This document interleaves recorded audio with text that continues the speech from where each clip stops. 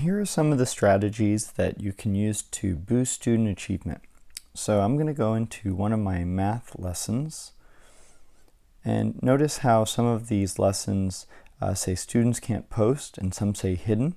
So remember, you can change the access control permissions there with just one box so that students can review but can't add or change anything, or so that students don't see lessons you haven't covered. So we're going to be working on lesson 2.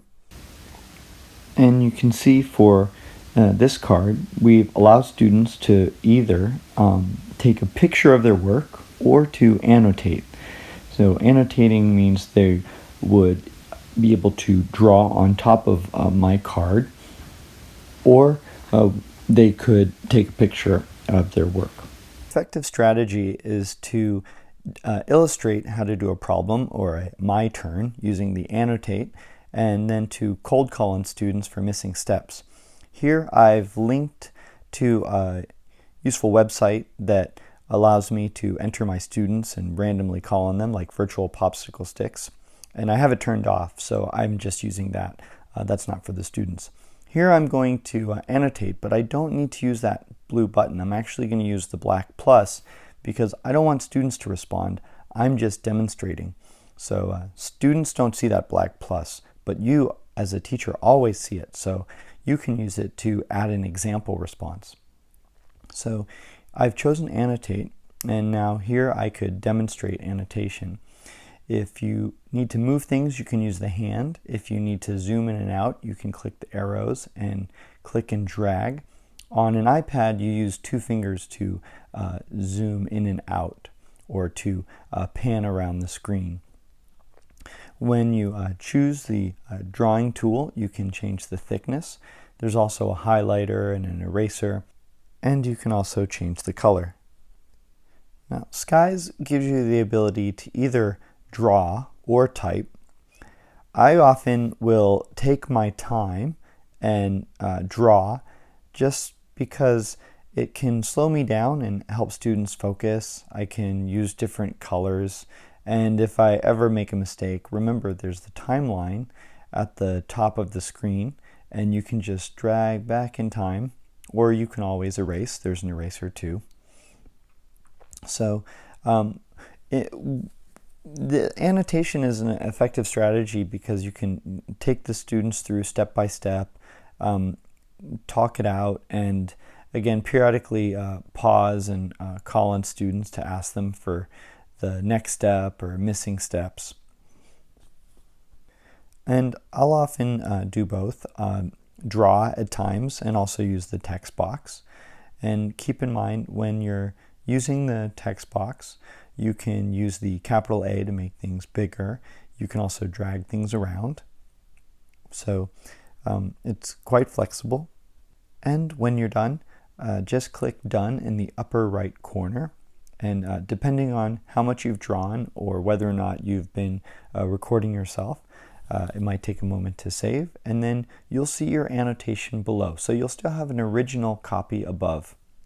And if you ever want to go back and edit, the pencil is always for editing, and you'll have an edit drawing button there that you can pull up. You can add more, edit your drawing, and press Done when you're finished. After you've illustrated how to do a problem and it's time for the students to try, we call these your turns, it's really beneficial to grade their work as soon as it arrives.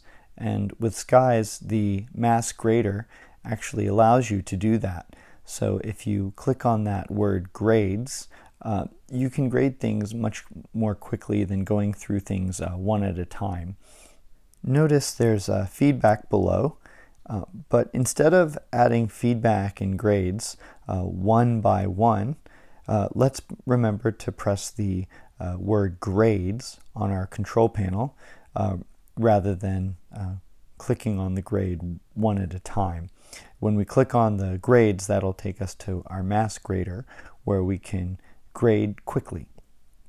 Now, you can still grade cards one at a time, but notice there's also a select button so that you can select multiple cards and grade all those cards. And we have 4-point mastery, but you can also change to other.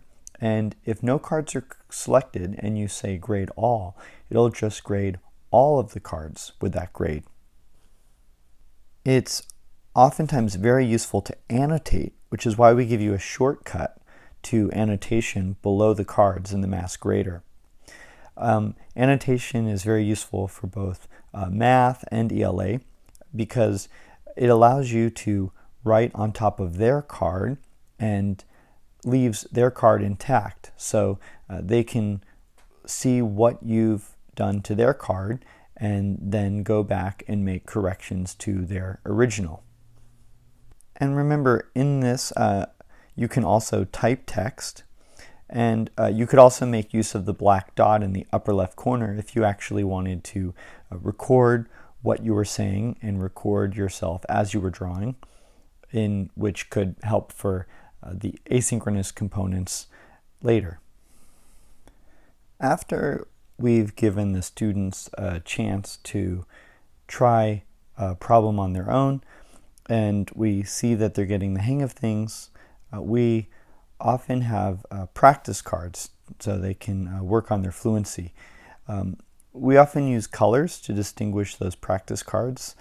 We often make them blue, so I can use this shortcut here to change the color of these cards. And you might remember these are the quick response cards, and you can click on the corner of the card to see what the students have posted. And if you click on their responses, it'll either deem them correct or incorrect. In this case, we had a correct answer at the bottom there, and I went back later and looked, and it looked like many other students had got it correct. And notice that when you click on a response that's similar to other responses, Skies will also select those as well.